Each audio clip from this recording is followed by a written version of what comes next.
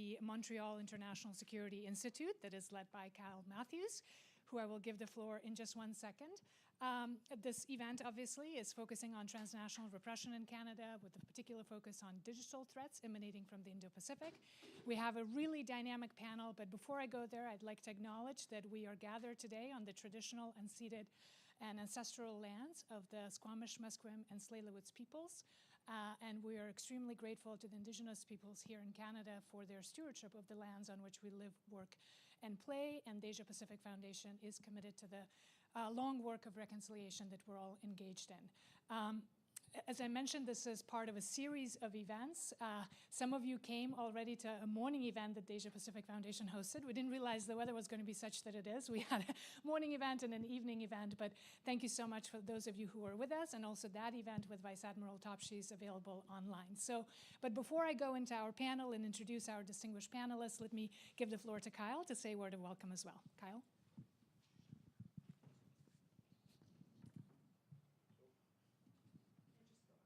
Testing 1, 2, 3. Hello, everyone. My name is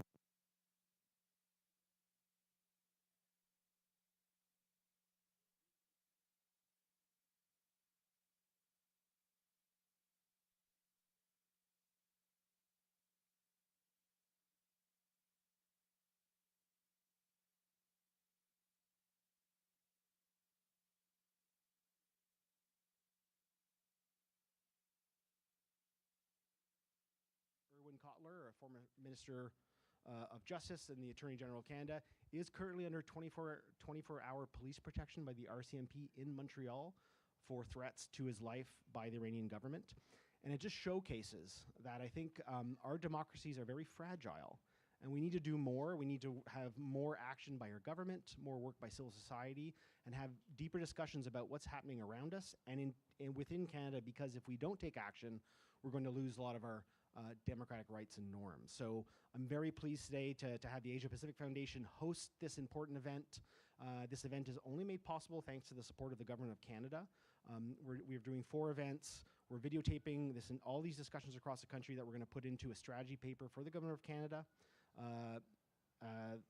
Canada's going to be hosting the G7 this year, and it's made countering transnational repression one of the key areas. We're not sure if the Trump administration is going to support that, but hopefully our other democracies will. So we're really pleased to be here. I want to thank Vina. Her and her colleagues supported our Montreal International Security Summit. It's always good to be back in tropical Vancouver in February. You know, compared to Montreal, this is nothing. This is nice. So I didn't even wear a jacket here today. So I love coming back to Vancouver. So with that being said, thank you for coming today, for beating the snow and the ice. And Vina, I'll hand it over to you. Thank you so much, Kyle. And of course, you Montrealers always like to remind us that here in Vancouver, we panic when we have an inch of snow, but it is true, we're less used to it here. But speaking of that, one of our speakers unfortunately couldn't be with us here in person, but I believe we will be hearing from him virtually if technology cooperates. That's Terry Glavin. He's joining us virtually. Is that correct, team? Yeah, we have him? We're waiting. Okay. Right. Hopefully Terry will materialize on screen. But we do have 3 amazing speakers here in person who've made the journey. And as Kyle mentioned, the topic of transnational repression is something that we're now hearing a little bit more about here in Canada, in part because of all of the discussions on foreign interference. About 2 years ago, there were a number of headlines that began to sort of speak about foreign interference, particularly emanating from China. As a result, sort of fast forward, we had a public commission and an inquiry under Justice Og, who just actually published her final report just last week. So this is a really timely event. And of course, transnational repression is one form of foreign interference. Foreign interference is obviously much broader. Transnational repression is a form of that. And of course, in today's conversation, we're also looking specifically at digital threats and ways in which in today's world, transnational repression has become even more lethal in some respects, because the concept of sort of states reaching outside of their borders to engage in political repression, to suppress dissent, to harass journalists, dissidents, members of their own ethnic minorities, that's not a new concept. But with the introduction of technologies, that kind of harassment, that kind of coercion, that kind of political repression has been elevated to a whole other level. There are no international definitions of the concept of transnational repression. Different governments look at it differently, so we can talk a little bit about that. But obviously, members of various communities, diaspora communities, journalists, human rights activists, and other communities are a bit more vulnerable to that as well. And of course, here in Canada, we've been dealing with the issue for many, many years, but again, it's much more in the headlines now. And as Kyle mentioned, a topic for the G7 meetings this June, but a number of preparatory meetings are already ongoing. So we're happy to be contributing to those discussions with some very practical next steps. What can specifically be done to protect those that are most impacted, to build resilience and literacy among the rest of community, and then also to have accountability, to hold those who are actually engaging in this kind of repression to account. So accountability, resilience, and protection, kind of the three big themes. And to help us unpack all of that, we have Joanna Chiu, who many of you know. She's a journalist and now is working as the editor, China editor at Rest of World, which is an organization based here in Vancouver. She has more than 15 years experience of reporting and editing. And before joining Rest of World, she covered national and international news from Toronto Star. Some of you may have read her stories there, and worked at Agence France and The Economist, Associated Press, South China Morning Post. So very impressive. And most recently, she's also published a book, China Unbound, A New World Disorder, which I would recommend to everyone. It has won a number of awards, so definitely something that was really cutting edge at the time that it came out, speaking of these issues. So we're really excited to have Joanna with us. We also have Mr. Brad West, who's the mayor of Port Coquitlam, which I have never been there, but a couple of my colleagues said they lived there, so and they were very excited to meet you, Mr. Mayor. So thank you very much for being with us. And you were elected as mayor in 2018 and again in 2022. And prior to becoming a mayor, Brad served 3 terms as a city councillor and is widely recognized for his strong common sense leadership and his ability to get things done, which I think is wonderful to hear, especially in our leaders now, this common sense and the ability to get things done.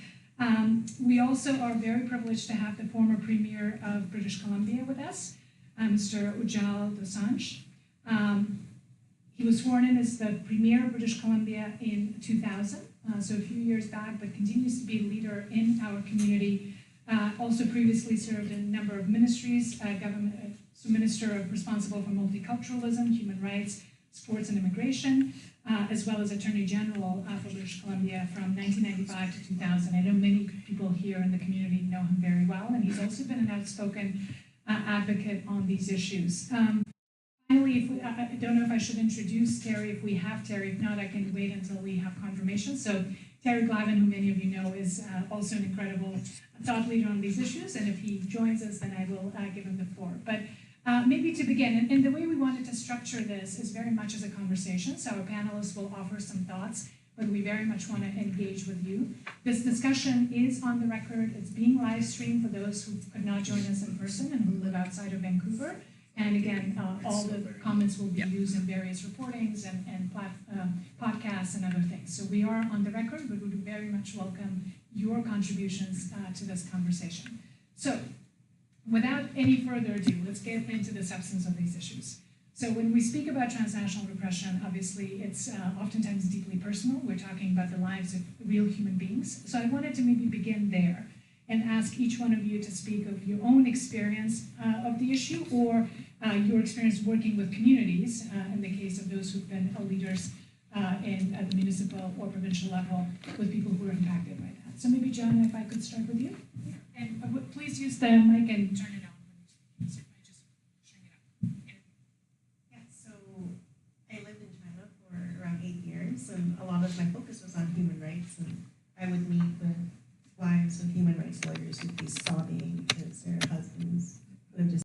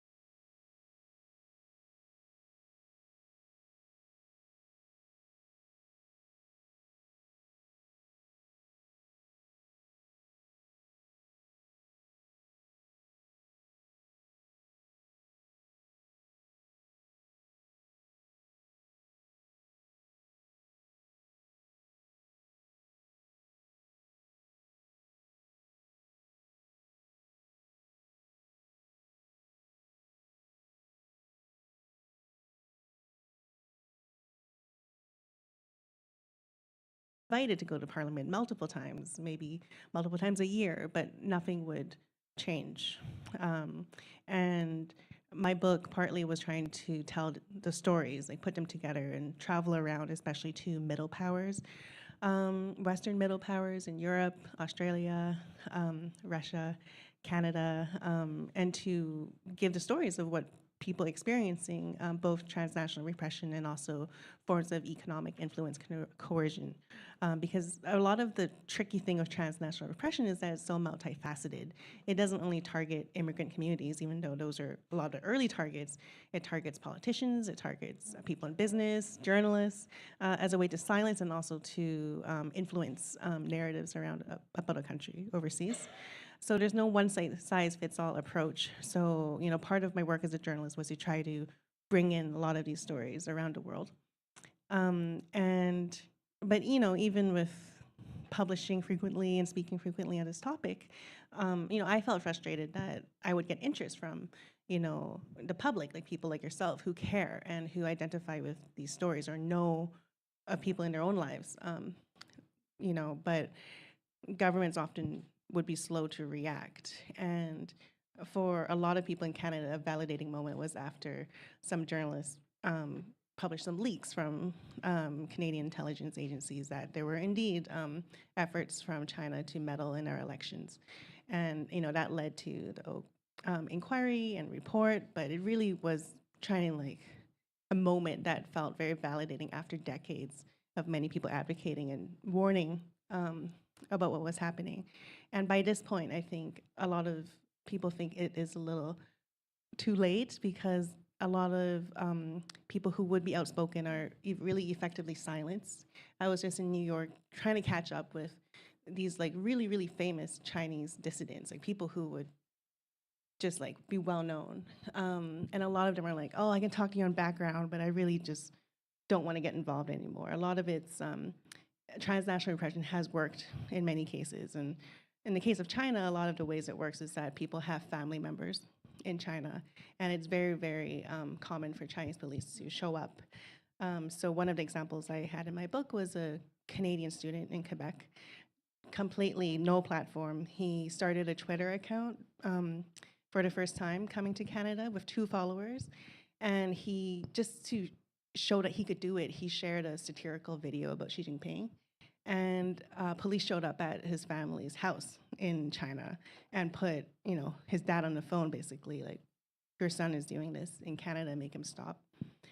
So I think my point is that transnational repression, there's a lot of countries have so much resources to devote to it that it's really hard as governments and NGOs to keep up and to also provide adequate support because the stakes and the leverage that a lot of authoritarian governments have is so huge. It's like your family. And the people I know who continue to speak up, often they have cut ties with their family members back home, including foreigners, like people who have no ties to even this country, if they've cut ties with, say, friends and colleagues in that country. So I think it's good to have attention now, but it's been a long time coming, so. Thanks so much, Joanna. There's so much there to unpack, and point well taken that while Justice Oak's report does say that this is a scourge and it needs to be addressed and that she's ringing their alarm bell, I take your point that because the issue has been going on for a while, that there's been a lot of silencing and self-censorship, and the impact is already kind of baked in. So that's a really interesting point that we need to unpack in terms of what it means to move forward. And I also take the point about the diversity of targets, right? Both obviously diaspora is potentially the front line, but there's so many other actors, journalists, human rights activists, political dissidents, and so forth. So Brad, maybe if I could turn to you for your kind of personal experiences with it in the communities. Sure, thank you very much. Well, it's certainly safe to say that when I was elected the mayor of Port Coquitlam, I did not think I would be delving into the topic of transnational regression and foreign interference. I thought I'd be dealing with things like today and be at the wheel of a snowplow ensuring that our streets were clear. And by the way, for the record, Port Coquitlam does it better than any other city in the region. Of course they do. Our streets are very clear. But it all began innocently enough for me.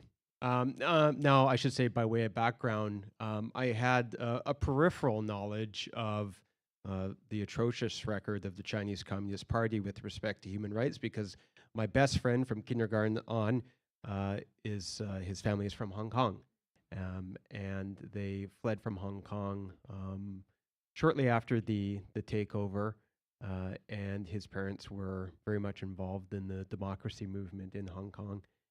And felt that they need to leave. So I didn't have, an in-depth knowledge, but I had this peripheral knowledge.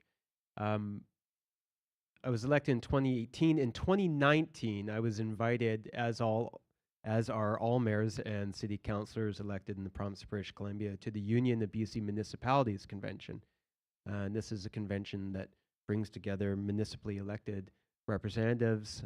It's a very significant event, and in excess of 1,000 people from across the province, and talking about issues that are important to local community. There's a big presence from the provincial government is there as well, along with a whole bunch of individuals and groups that are interested in policy and in having some impact on policy. Now, as this was about to take hold, or probably take to occur, we were also in a situation where Michael Kovrig and Michael Spavor were being held in China.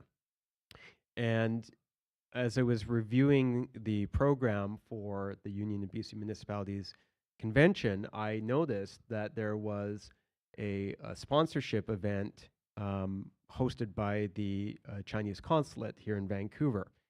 And it seemed odd to me that at a time when there was so much tension between Canada and China, and that the Chinese government had acted, so arbitrarily to detain two of our fellow citizens, and you cast your mind back to that time, it's just very significant concern about the fate of these two of our fellow citizens.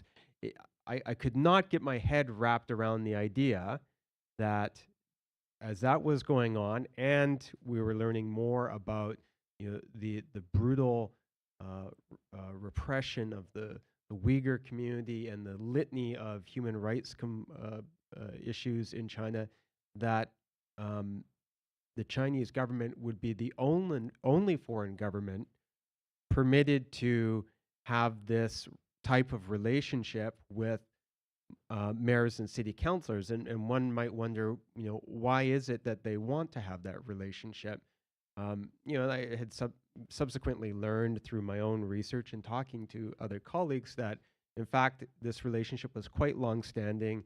In fact, the Chinese government often paid to have elected officials visit China, and really began to understand it as the thin edge of the wedge of a very sophisticated effort by the Chinese Communist Party to grow its influence, to build relationships, because, of course, today's city councillor or mayor may end up to be tomorrow's MLA, cabinet minister, premier, MP, so on and so forth.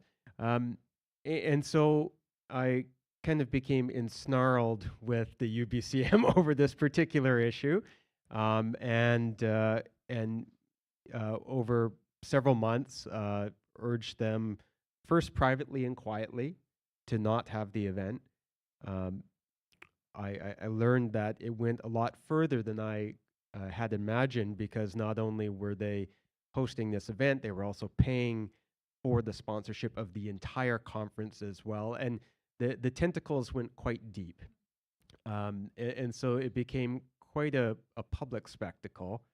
And eventually the UBCM, because of the input of their member municipalities, determined it was going to cease its practice of taking sponsorship dollars and contributions from foreign countries.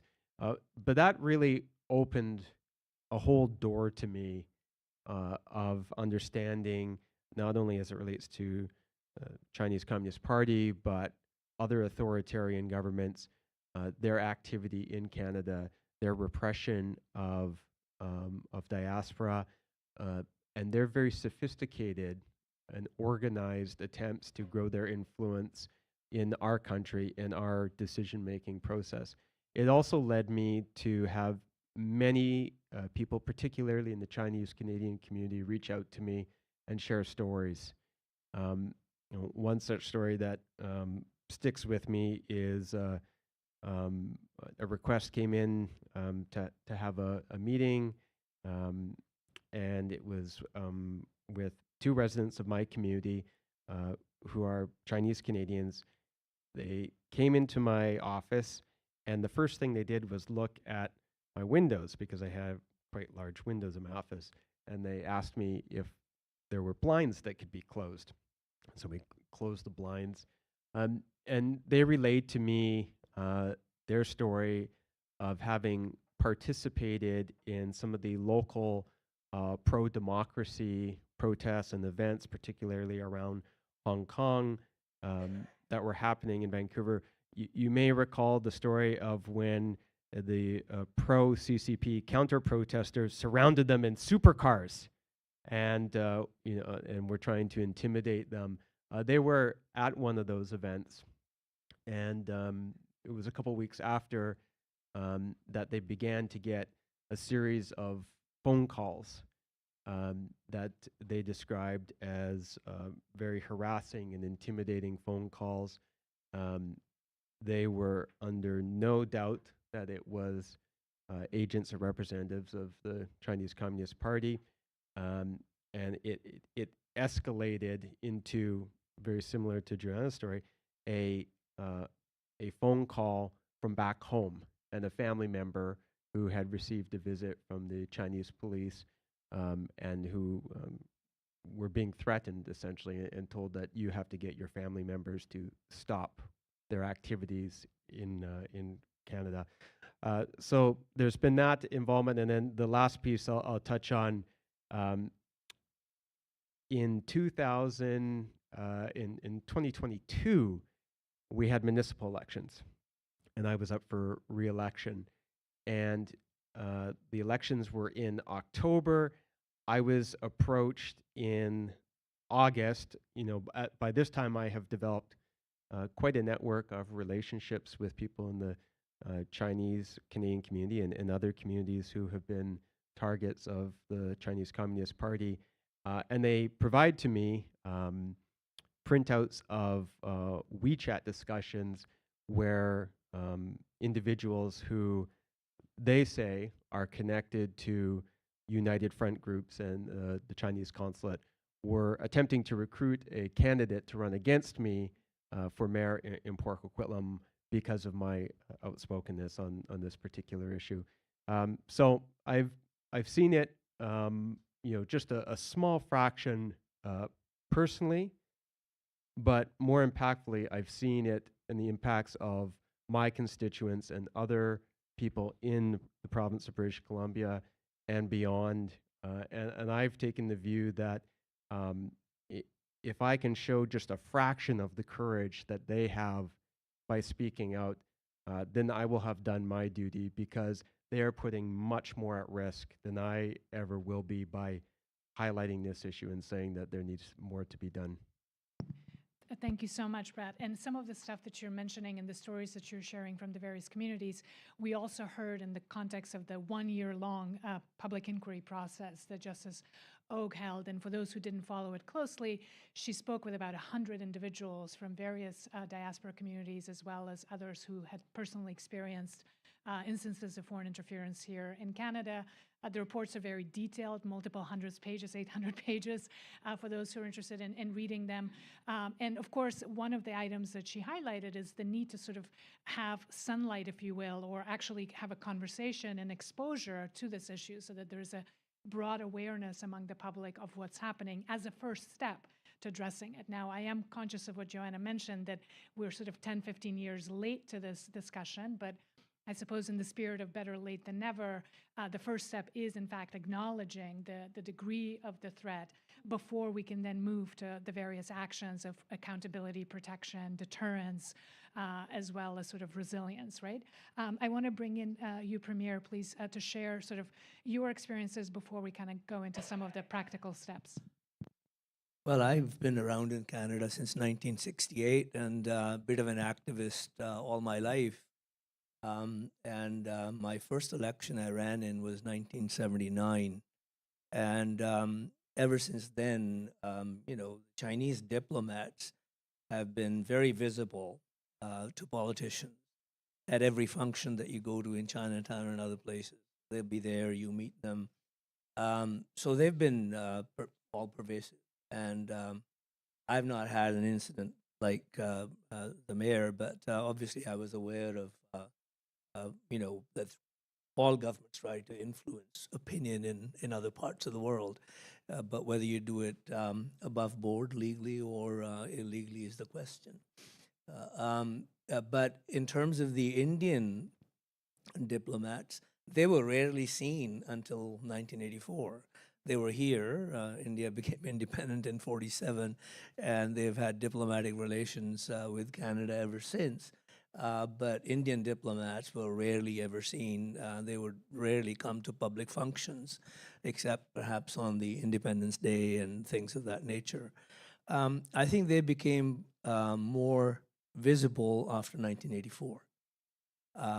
When the Golden Temple incidents happened in Punjab, and you had a 25,000 person strong demonstration in Vancouver, and you had people being threatened, windows being broken, hit lists being prepared by those who turned extremists overnight. But there's a bit of a story with respect to this extremism and separatism amongst the Sikhs, and that is that it wasn't born in 1984. It originated back to 1971 when Bangladesh was split from Pakistan. Pakistan made it their mission to create disruption in India, and they had a chap who was somewhat upset at the government establishment in India. His name was Jagjit Singh Chauhan. He used to be the Minister of Finance in Punjab.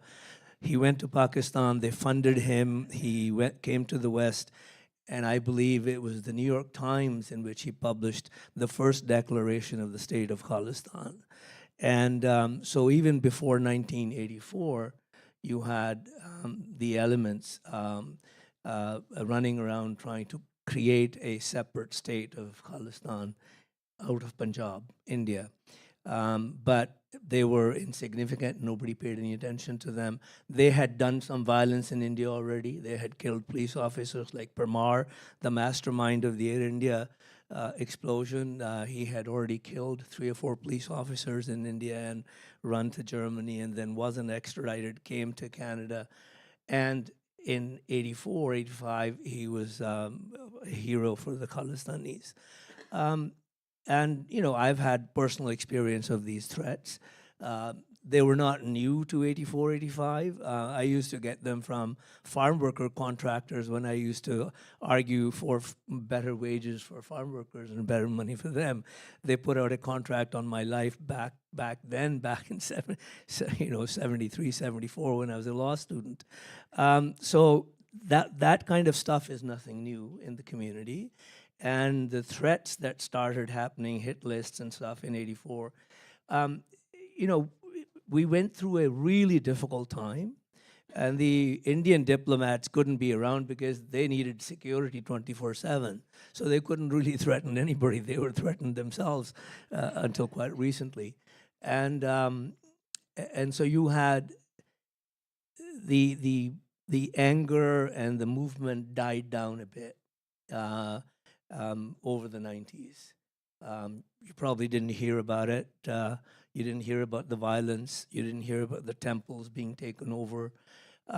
It regenerated itself. It reinvigorated itself under Mr. Trudeau.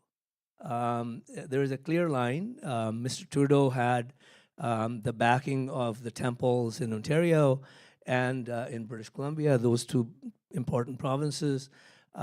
He inherited all of that network of Khalistani support from Gerard Kennedy, campaign because his losing campaign in 2006 was based on the temples. And so all of that, and Mr. Trudeau supported Mr. Kennedy. All of his network then folded into Mr. Trudeau's campaign. And so he had all of the Khalistani friends. And when you have Khalistanis sitting in your cabinet, you give sustenance, you give oxygen to the movement. And when you say nothing about threats that are daily spoken at various temples against peace-loving people who differ with them, or against the diplomats here, then you get oxygen. So as a result, obviously, the government of India has been dumb in doing what it's alleged to have done with vis-a-vis Mr. Nijjar. Mr. Nijjar was not a saint, but that was no reason to have him killed transnationally. So it's now that the Indian diplomats haven't been under as much threat as before. Obviously, there is evidence, according to our Canadian authorities, that they've been active. And it's unfortunate because from my point of view, I grew up in India and I grew up in a secular household. My grandfather spent 8 years in British jails fighting for the independence of the country. So it actually hurts me that Mr. Modi and his regime would do what it's alleged to have done. It is absolutely unacceptable. But, you know, the threats and violence within the community has been there for a long time against people like myself. You know, I've been attacked. My office has been firebombed. I get, like, about 6 months ago, I got a threat online saying, we're coming for you. I had to speak to the police. So, but the government and the politicians have paid no attention to that part of the community that is being oppressed by the Khalistani extremists. Khalistani extremists has been killed, obviously, transnationally, wrong. But I believe that, you know, from my perspective, there is the foreign countries meddling in our affairs, and we should be dealing with those issues. We also need to be protecting people within the diaspora who are secular, who are progressive, who are Democrats, who don't want to, you know, divide other countries based on religion. But those kinds of forces in diaspora communities, particularly during Trudeau regime, has been at the mercy of the Khalistanis themselves. Really, there's been nobody to stand up for the vast majority of the Indian diaspora community that has been peaceful. So now you see it has escalated to a place where you have, you know, Khalistanis going to Hindu temples and getting into running battles. You know, what have we done to this country by not paying attention to these kinds of issues? You have Hamas in a running battle with the Jewish activists who were demonstrating. What have we made of Canada? We are not paying attention to diaspora communities. We're not talking about common values, social solidarity, social cohesion, secular Canadian values. Our politicians are cowardly and opportunistic and not standing up for the core values of Canadians. Right. Thank you very much. And I think what you're bringing, Premier, is some of the complexity of the issue, because in the context of the recent foreign interference discussions, obviously we've heard a lot about China and Chinese foreign interference. We've also heard about, and the report of Justice Oak says that China is the primary threat actor when it comes to foreign interference of all forms in Canada. But second to that is India. And what you're noting is the engagement of India now in sort of Canadian affairs with respect to what they consider to be the Khalistani separatist threat. But what you're then describing is the second order effect of that, which is intercommunal divisions and violence, and sort of the impact of that foreign interference, of that transnational repression on social cohesion, democracy here in our country, right? Which is the next step. And that, of course, is a much bigger challenge as well to address, but it's a helpful one to bring in because, again, to Joanna's point, this has been going on for a long time, and now we're dealing with second and third order effects of this issue, which are having fundamental impact on pluralism, multiculturalism, and Canada's identity as a multicultural society. So I think that's important. But there's a lot there to unpack, obviously, in everything that's been said.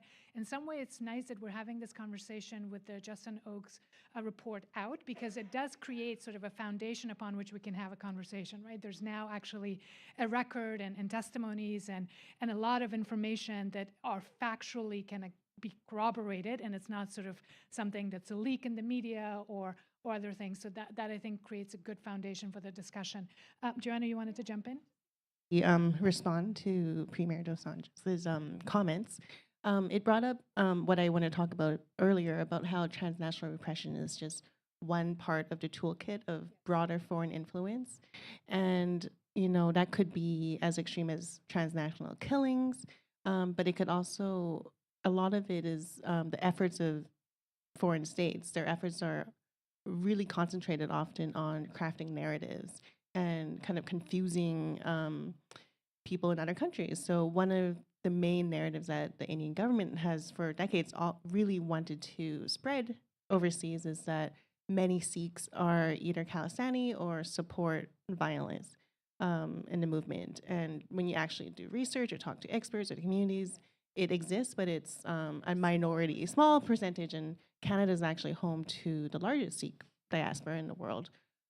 So I think, but the Indian narrative has been successful, because actually when I returned to Canada and I was bureau chief for the Toronto Star's Vancouver newsroom, I was told by other journalists that, like, just to not take interviews with not just activists, but people in the Sikh community, because it was too messy, and if you publish on it, you will get death threats, harassment. Like, it's just like, just don't touch it. But then media, if they don't touch it, in a way, we're lacking the watchdog of media. And then something like Hardeep Singh Nijjar's killing comes up, and then everyone is scrambling to understand the dynamics, and mistakes can happen. And I actually got a lot of fans overnight, because before the Canadian government confirmed that they had intelligence saying that it was a targeted killing that was linked to the India state, I just wrote an article giving some space to people in the community who suspected that was the case.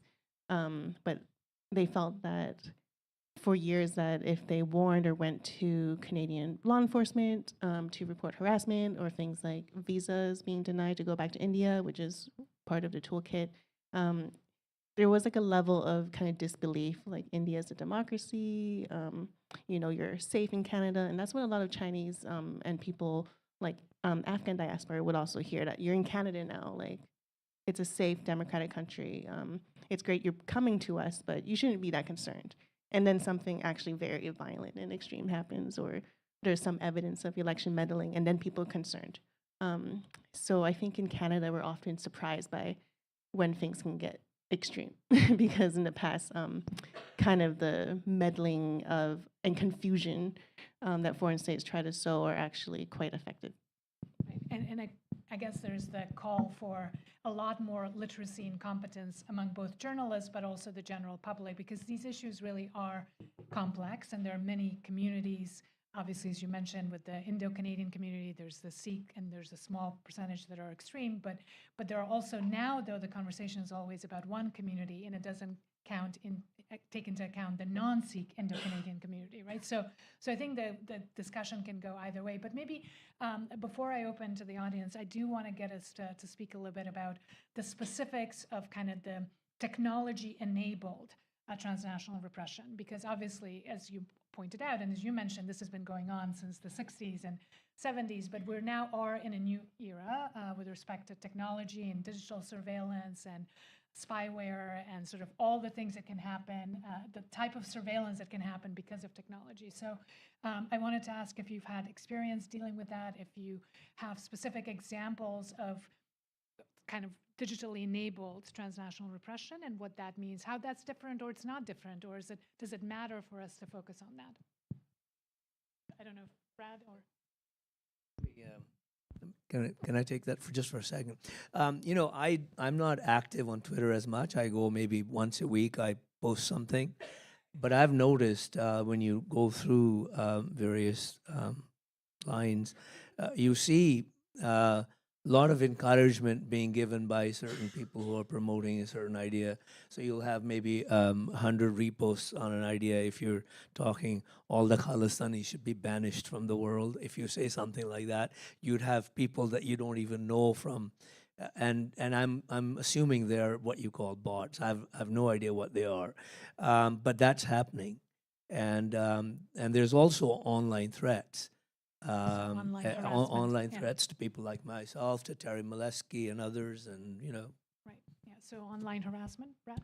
Yeah, well, as I mentioned, there are a slew of technological platforms that I think we probably don't understand very well in terms of how they are utilized to promote the aims of hostile foreign governments.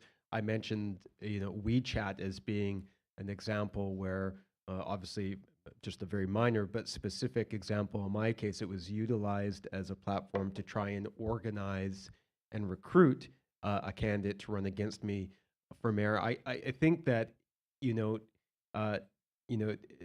when Premier Dosanjh talks about the examples of this having occurred in the 60s and 70s, you imagine people having to meet in a clandestine place and phone calls. I mean, now it's just all here. And it can be used to coordinate and also to move very rapidly. I think that we wouldn't be doing the topic justice if we didn't acknowledge the horrifying rise in anti-Semitism that's occurring right now in Canada. And I see my friend Selena Robinson here. The persecution that was coordinated against Selena is an example of, I think, transnational repression, of foreign interference, Hamas and Iranian-linked organizations being able to coordinate with people very quickly, trying to create the illusion of a large groundswell of public opinion in order to put pressure on other elected officials. The example as well, and which I look forward to reading in your book, of leaders of mosques saying to the premier in the advance of an upcoming provincial election, you will be not allowed to come to a mosque to campaign or speak to anyone if Selena Robinson remains as part of your government. This is an example as well. My own view is it has been fueled by what Premier Dosanjh says. There has been this idea that there are no unifying Canadian values. If some people would have their way, we would be broken into 1,000 microstates. And in that environment, I think this sort of ability to divide really flourishes. And so we do need to get back to that place of a strong and robust defense of our unifying values. At Rest of World, my outlet, we actually have journalists all over the world covering the impact of technology outside the West, scrutinizing Silicon Valley tech giants overseas, the lack of regulation. And last year we had an AI election tracker, so having a crowdsourced tracker of how AI was used by different governments and bad actors to try to influence elections. And I'm looking at digital transnational repression too, and how that's evolving. And it's always just changing so quickly. People are kind of aware of like the mass trolling on X, but it's moving to Instagram. It's moving to wherever people are speaking. And there's different ways of technology that it can become not just a matter of muting your notifications. So, I've done pieces on Xinjiang and other things that attracted like waves and waves of death threats. And actually, just being told to just put down your phone isn't very helpful, because then you might miss a credible death threat, like someone sending a picture of your house, for example. So I think a lot of organizations can give people support when they're being targeted, rather than just like, oh, don't look at it, as if you're kind of being precious for being caring. And with AI, it's been quite frightening to see how it's been utilized so quickly and adopted. In the past, Chinese journalists would joke about the 50-cent army, often, attacking foreign journalists or politicians in very like grammatically awkward sentences. But now they have AI. It's like it's a lot more believable. And there's been reported spamouflage campaigns targeting Canadian politicians, targeting American politicians, where it's like the bots are talking to each other, they're sharing each other, and they're posting videos, all AI generated that are increasingly believable. And when it comes to women, the use of technology is even more scary because there could be hacking of your actual devices, so actually finding material, personal material, or they could just, put your face on pornography and then share it. And especially for women, that's, and smear campaigns. In the past, there used to be posters like, so, this person did this. And now you don't need to hand out flyers. You can just disseminate it on the internet in ways that are very believable. So there's all these ways that technology is used to silence critics. Is there, obviously, kind of the threat has become much more pervasive.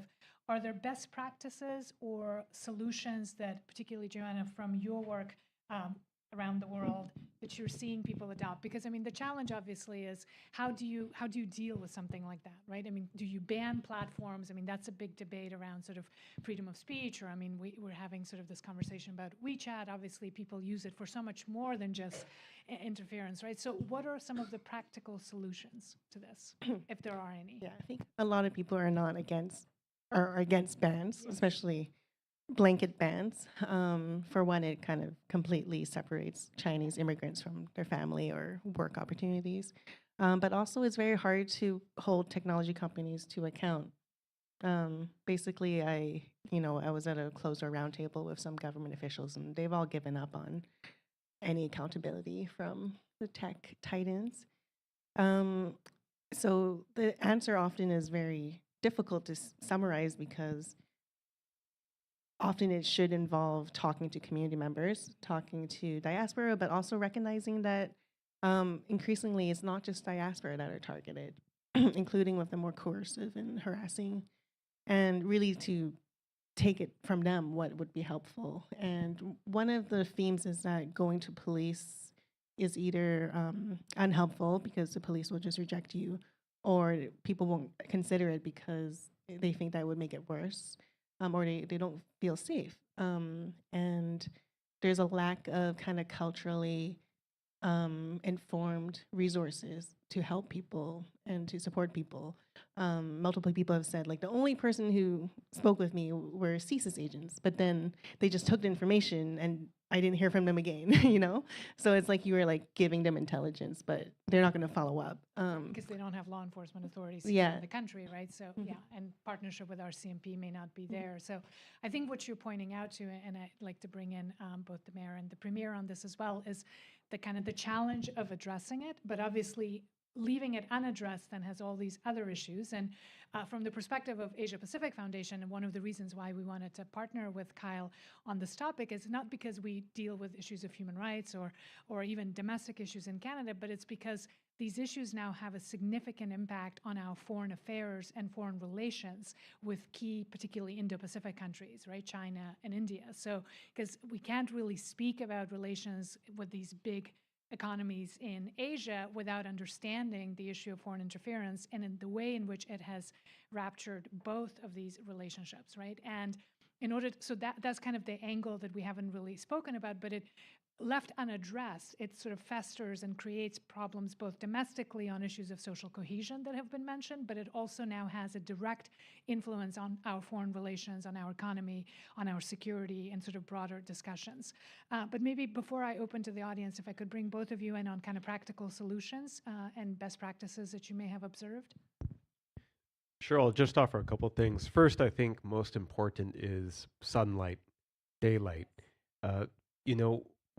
I remember some of my early discussions about this with other colleagues, with media, with CSIS, with higher level officials, and I would say there was a great deal of skepticism that it was occurring to the extent that I think we now know with certainty that it is, and it's probably even beyond what we know. So, we've had to come a long way just to acknowledge that this is happening to the degree and with the level of sophistication that it's not a whole bunch of happy coincidences, that it's coordinated, that it has an aim and an objective. It's not just bad luck. And so I think that we're getting much further in that regard. And I think continuing to daylight this is an important part of it. You touched upon something that I've experienced, and I guess it was my naivete and too many James Bond movies. But when I had my first discussion with CSIS and shared my experience and what had been happening to me and through my office, and I won't bore everyone with the details of all the various threats and whatnot. I was quite astounded at the lack of follow-up or follow-through. It was kind of like, okay, thank you for sharing that sharing that with us. And I was like, okay, and so what do you recommend? Like, you gonna go kick down some doors and arrest these people and find out who they are? Well, we can't tell you what we do. Okay. So you're kind of, it doesn't create an environment that is conducive to people feeling that they can come forward because you feel somewhat exposed, and that's it. So there is, I think, a lot to be done with respect to our intelligence service, our RCMP, the support that's provided to individuals who are coming forward, because it's become clear to me that, and I think you touched upon it, people in the community know a hell of a lot more of what is going on than those who would fashion themselves an expert. It's interesting. I asked you about best practices, but I should note that organizations like Freedom House and Human Rights Watch also have worse practices as things not to do. And something that you just raised with respect to sort of having conversations but then having no follow-up is actually a worst case. Like, do not do that, right? Because in some ways it makes people more vulnerable. It raises expectations. It potentially exposes them to further harassment. And then you've essentially kind of exposed them, put a target on their backs, and left them, right? So that's definitely, so I mean, best practices might be hard to achieve, but at least there are things that now have been documented by these organizations as things not to do. And that's definitely one of them, yes.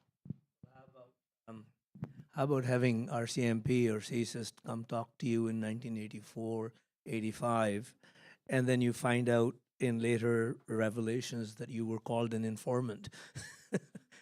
That's happened to me, and they never come back and assist you. By the way, I didn't see Selena. Welcome, Selena. You talked about, Kyle, you spoke about my friend Irvin, and in a very difficult situation. But if you want really a solution to these problems, digital problems, it has to be international. It can't be national. There are no boundaries. There are no borders. These things, they know no boundaries, no borders. And so you have to have your allies and your partners internationally come together so that the influence, like right now, Meta and Twitter are in Trump's control.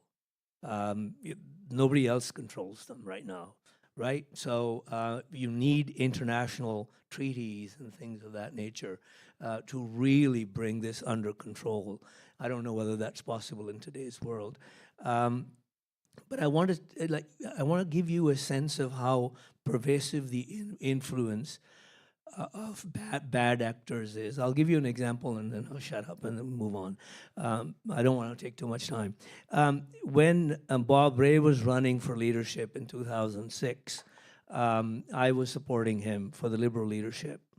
And there were two MPs in the House of different communities, a Sikh and a Muslim, who would give no indication to Bob whether they would support him or not. And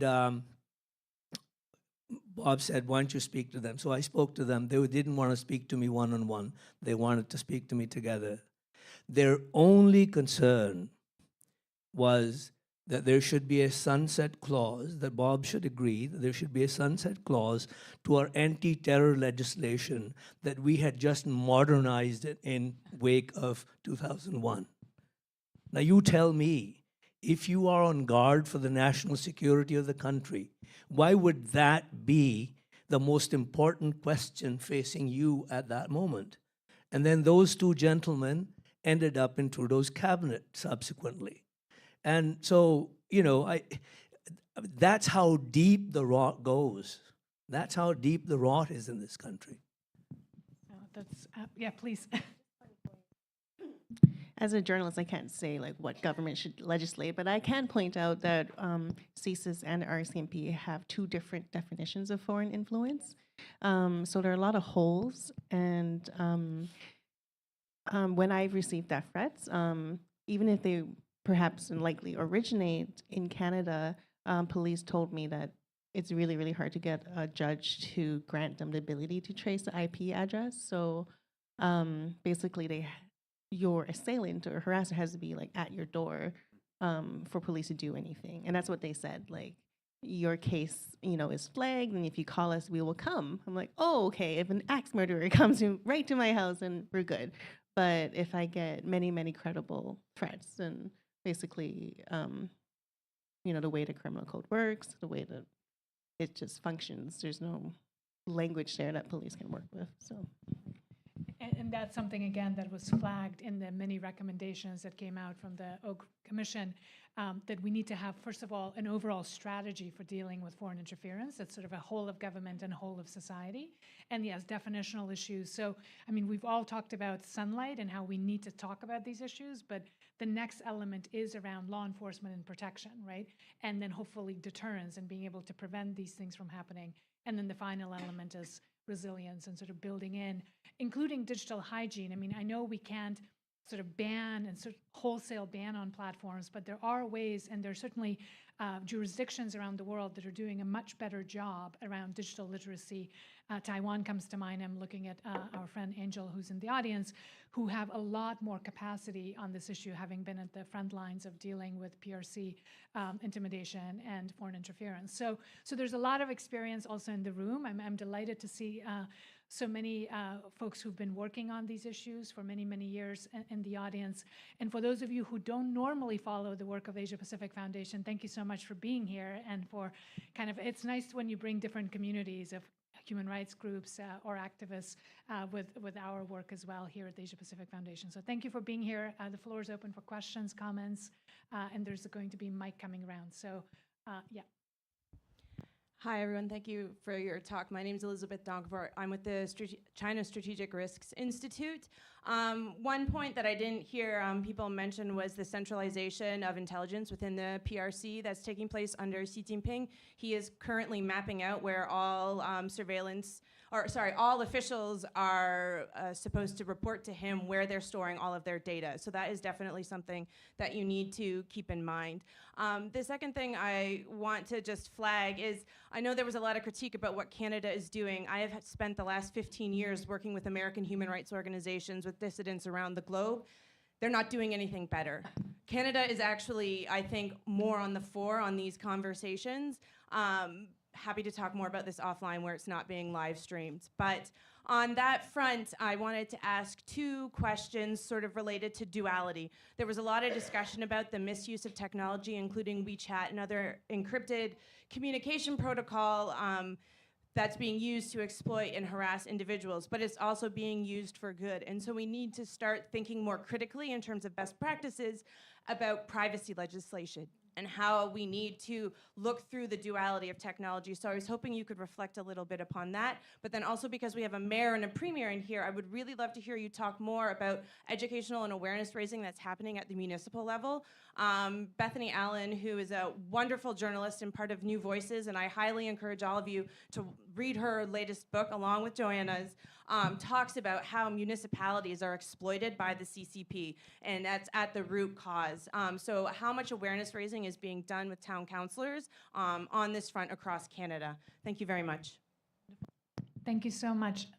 Brad, do you want to speak maybe to that last part, certainly? Sure, it's very easy. There's none.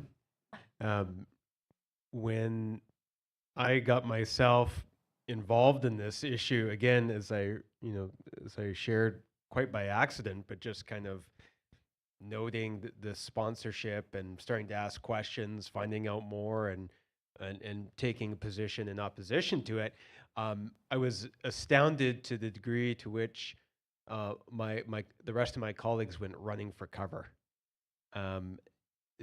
There was such an apprehension to even begin to touch the issue. I believe, largely based on a completely ill-conceived notion that somehow raising concern about the Chinese Communist Party and its actions is racist, or is in some means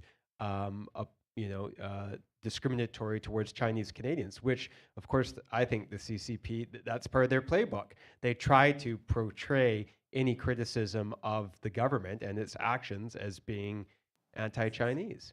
And there is obviously a very large Chinese Canadian population in Metro Vancouver, and I think there's a very simplistic thinking, by the way, not just at the municipal level, provincial and federal as well, that if you raise these issues, Chinese Canadians won't vote for you, which is not my experience at all. And you could replicate that for any other number of communities where governments are involved in horrific actions and somehow ascribing support to that government by the people who live here. I think that is leading to a lot of elected officials thinking, oh no, it's just best to say nothing at all, or it's complicated, or don't get involved, it's messy, and so there's that. The other piece is, again, on the whether responsibility rests with CSIS or the federal government, there's no education. There's no, you get elected as mayor or city council or whatever. There's no, hey, if someone from the consulate approaches you and says, this, that, be aware of X, Y, and Z. Now, I think some of it is just obvious, but I think there could be a lot more education and informing people who are elected of what it could look like, because I doubt the Consul General of the PRC is calling up a mayor and saying, hey, I want to form a decades-long relationship with you to be able to influence you in the hopes that you might be able to do our bidding. I think it begins very, very subtly, and they bring you down the garden path. And so I think there's a lot that can be done on the kind of inform, educate, prevent side as well. Thank you so much. Do you want to respond to anything on the privacy maybe, or? Just want to give a quick example. I spoke with some really honest Canadian politicians who admitted that they accidentally helped with Chinese propaganda because a journalist from Xinhua news agency seemed really nice and came up to do an interview. And then all of a sudden, they were on TV in China saying all these nice things. They're like, I didn't say it that way. Oh, I'm like, Xinhua is the state news agency. Is I will go and check that, So either you're not being harassed, or you could be kind of used, and I think it takes lower level politicians by surprise that they would even be important to a Chinese official or Chinese media, because they think oh, I'm just working for my local people. I'm not involved in national affairs. But China is really trying to win hearts and minds, and they think actually to influence communities, it makes sense logically to go for the mayors and city councilors, because they're they're most connected, and often they are more trusted by their constituents. And someone who was running for city council in a very small town where he said cows outnumber people, he was offered, just running for city council in this little tiny town in Ontario, an all-expense paid trip to China to learn about the Belt and Road project. So a lot of influence comes in ways that are surprising and to flatter Westerners, and through time kind of confuse or get them on their side. The other side of the coin, it's not coercion, but it's inducements and flattery and gifts and so forth. Did you want to add something? Yeah. Not necessarily, but politicians are by nature cowardly in terms of wanting to get support. There's no question. I mean, we very few politicians have the courage to go into a community and say, this is right, this is wrong. They'd rather have more friends, whether they're right friends or wrong friends. And I think part of the reason that many of the politicians in Canada have not, obviously India is doing something totally wrong, but many of the politicians haven't confronted the extremist violence in Canada amongst the Khalistanis because they think most of the Sikhs are Khalistanis, which is absolutely not true, which is a myth now perpetrated by the government of India in the last election to polarize, so to sort of consolidate the Hindu vote for Modi. Whereas if you go to India itself, vast majority of the people know, vast majority of the Sikhs aren't Khalistanis. There's no hint of Khalistan in Punjab. Very true. Other questions? Yeah, and maybe we'll take a few just because I'm conscious of time. So Angel, and then we'll come to me. Yeah. I just want to share my experience with the Taiwanese community in Greater Vancouver. They are doing business, and it's very probable that they are doing business with the Chinese people and the Chinese business, and they want to do they want to live their normal life. But they told me that Director General, if I like your post or if I support your Taiwan for WHO campaign, then it's very probable that my business will be under threat. If I will lose my business. And the other Taiwanese community leader who are in the Chinese media here in Vancouver said that she no longer can cover the news that our office hosts, and because her editor-in-chief in the East Coast of Canada told her no longer, don't do that anymore. So this is the real example that happened in Canada that is under the transnational repression. And this is just share my experience. And the other thing is a question, the emergence of DeepSeek, that is cheaper. ChatGPT has raised awareness of President Trump, and he called the president and CEO of NVIDIA, Jensen Huang, to explain to him that how do we do more export control of the American chips so we can further stop the Chinese technology from overcoming American one. I would like to learn, you talk about the difficulty to do some, check on the tech company. It's because there are so many benefits and profits for those tech company to run TikTok, and it's so difficult to ban TikTok in Canada. But can you elaborate a little bit about that?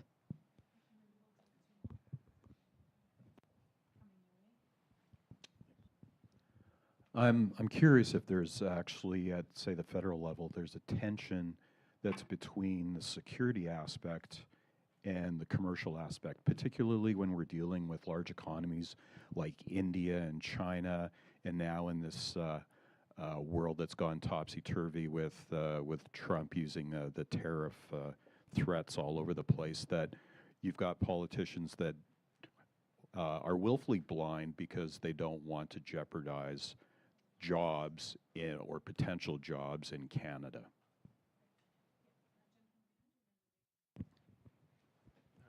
On the Indian issue, there are so many layers to it. I'll just bring some to attention.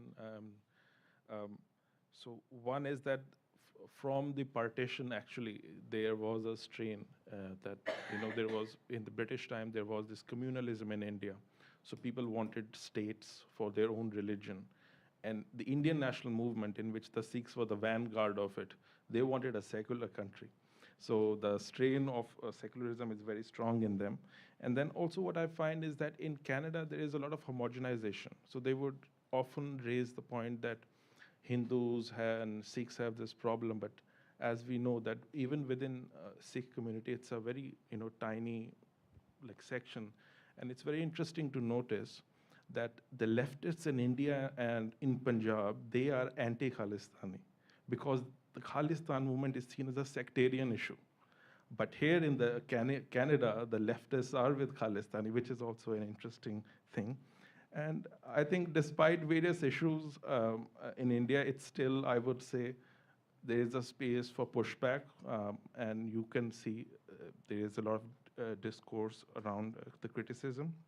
And lastly, there is one point is that in India, you have the Tibetan government in exile, right? And you also have all the Chinese apps banned in India. So one of the reasons is because the Chinese are very good, and for where they're excelling is the cognitive warfare. And now with the AI, it's now AI-driven. So they have the user profiles and everything and targeting. And so what happened in India was that in 2020, when the border crisis happened, in the Chinese phones, the feeds you were getting were very different from the other phones. So that's, yeah.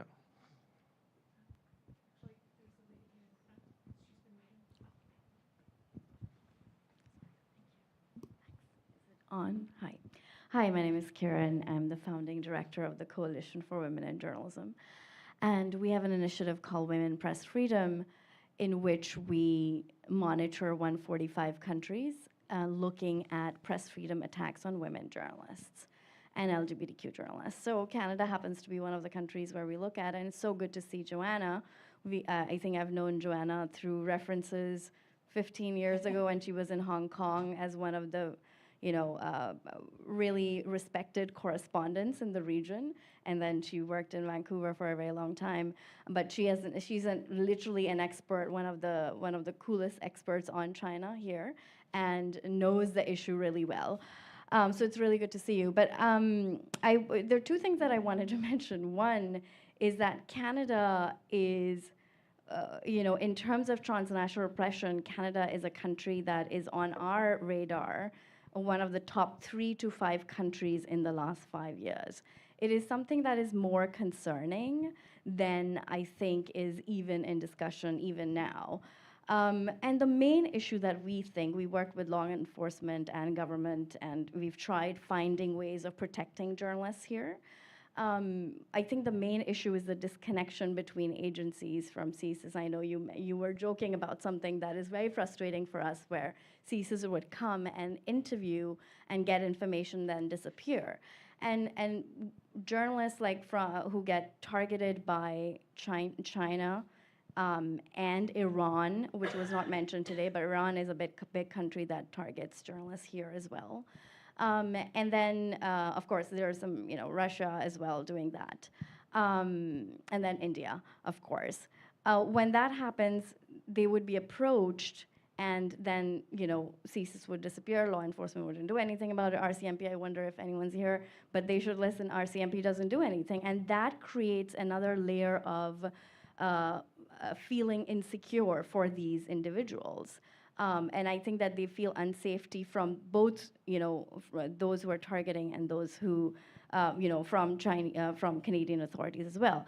I had, so that's something that I wanted to lay out, because this is important while we're having this conversation to think about, okay, what are the institutions that are there to protect, and why are they not cooperating with each other on this important issue? One thing that we've also noticed that China or India would become an issue in Canada if it is also an issue in the United States, where the FBI is more involved and US agencies are more involved. So Canada then would respond to, you said something about US, and I was like, well, there's one relation between US and Canada responding to transnational repression, and that is that when US is more serious about that happening there, we would see a reaction in Canada too. And of course, there have been incidents that have happened here. So that's all. But I had two questions. One from Joanna and Mayor was about protection. Like in your experience, do you think protection is important? And if you've brought that up, what kind of response you've gotten? And then I also wanted to ask, the Premier, that you were talking about 84, and so from that, when you have worked with agencies and what their response was, in terms of dealing with this, coming all these decades down. Do you see any difference in the ability of them responding to this as a threat? Great. I recognize time, so maybe we'll take the final two comments that we have in the audience, and then I'll just invite you to respond to any of the many wonderful things that have been asked and comments that have been made, please. Thank you. My name's Selena Robinson. I was once upon a time Minister of Post-Secondary Education and Future Skills, and before that the Minister of Finance for the NDP government. And many may know my story, that I was fired as a result of some words that I said. But the real firing happened because of an orchestrated activities through social media and others, protests, to get a Jewish minister fired. And I've written a book, to be told, on Amazon. But my question to all of you, and I want to thank Terry Glavin, and I'm sorry he's not here, but he did a lot of research about what happened to me. And this is about the innocence of politicians who step up to do good for their communities and not really being aware of how other actors may want to influence.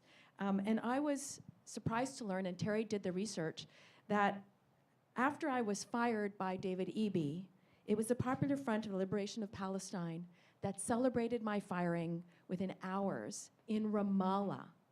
Now, why would they care in Ramallah that a minister in the province of British Columbia in Canada would be fired? And so it really, for me, opened up my eyes around what the potential is and the impacts that it has. But it's not just our politicians, and I think it's really important that we have more deeper conversations. I'm thinking about our post-secondary institutions. Hamas wasn't just building tunnels in Gaza. They were building tunnels here. There has been a lot of activity in our post-secondary institutions that really are about creating conflict and disrupting social cohesion here. And so I think we have to have a deeper conversations about where in civil society these other actors are invested in making sure that we are disrupted. And I think it's about following the money. The Qatari money that has been coming in to post-secondary institutions, because in some ways governments haven't been funding them as well as they could, for sure. But that has, I think, tremendous impact. And so I do think we have an obligation, absolutely, to follow the money. Thank you so much. That usually is a good advice, to follow the money on most issues, and this one would not be different. Yes, I think there was one final comment somewhere. Yeah, in the very back. Hello, thank you very much. Ben Kong from Digital Public Square. So just a few comments about, I think there's been a lot, the past 2 years, there's been a lot of attention on the issue, and there's been initial steps. But in very Canadian fashion, they don't go far enough.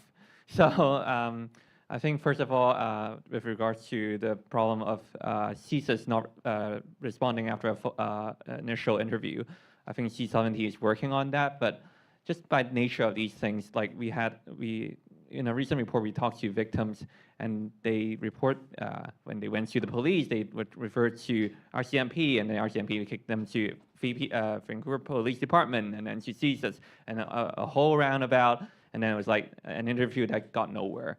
So perhaps this is an issue that requires a one-stop shop to respond and to coordinate information across different departments.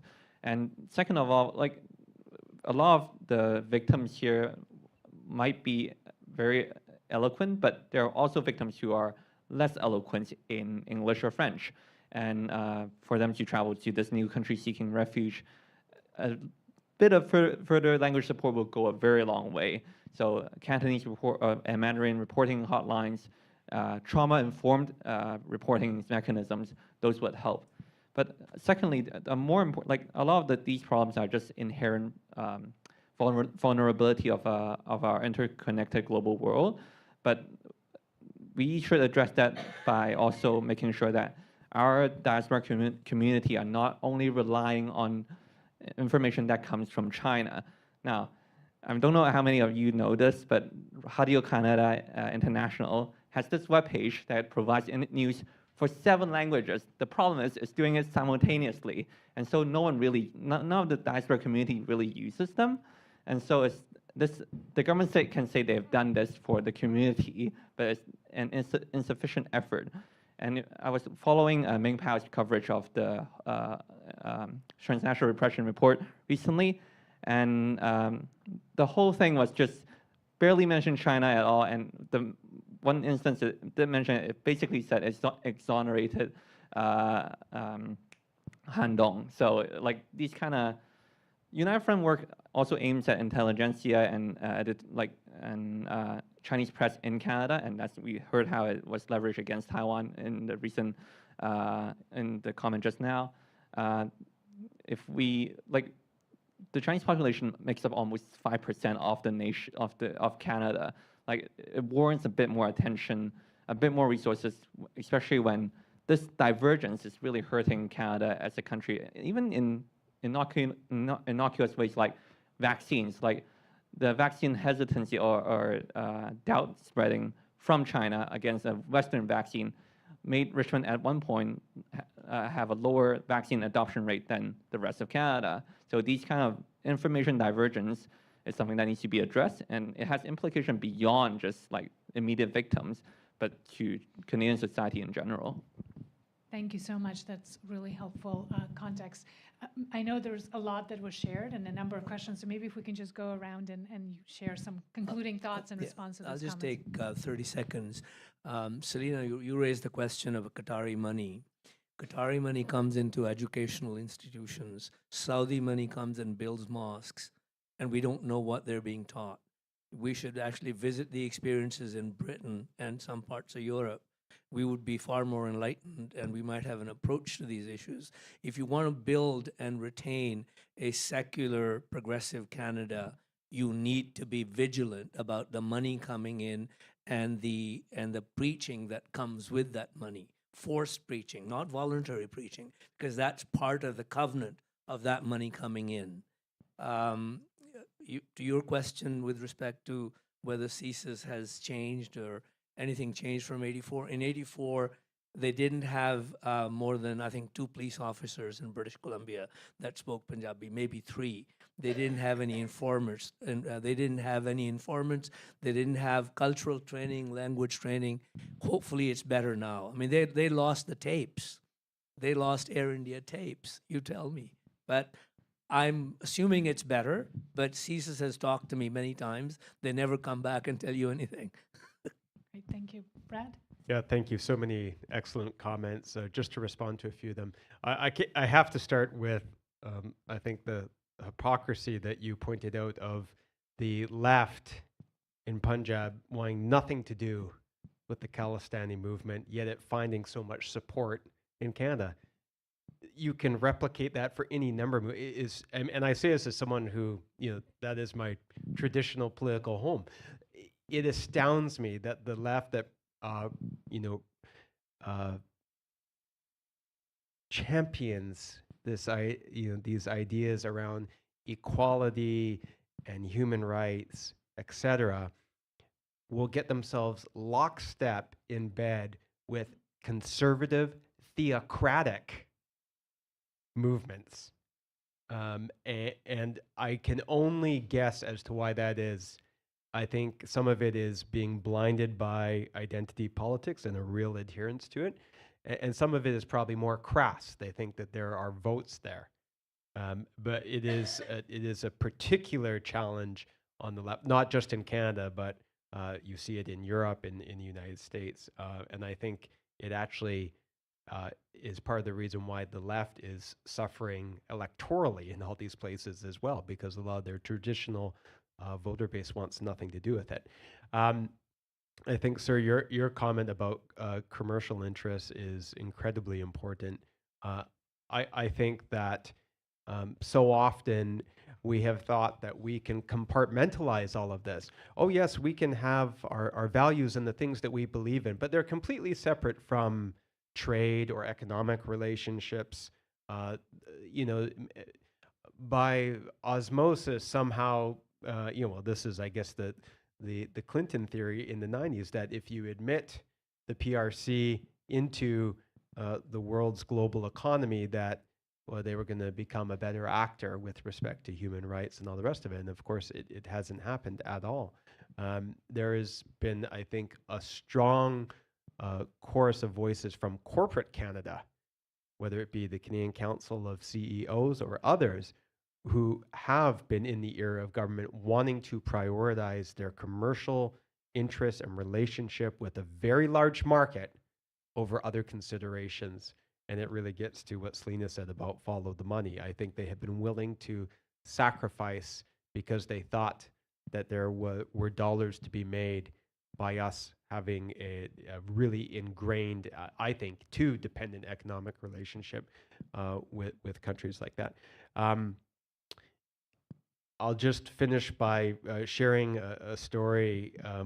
This was now in 2023. I was invited, and it felt very much above my pay grade, but I was invited by the then Secretary of State, Antony Blinken, to meet with him in Denver. And he met with myself, Mayor of Denver, and the Mayor of Tijuana, and he wanted to discuss fentanyl. And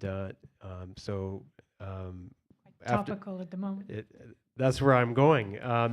What was interesting about it, first off, I had to get my executive assistant to check 3 times to make sure it wasn't, a ruse, one of those, the Sultan of so-and-so has left you $18 million, send your credit card information and we'll transfer the money.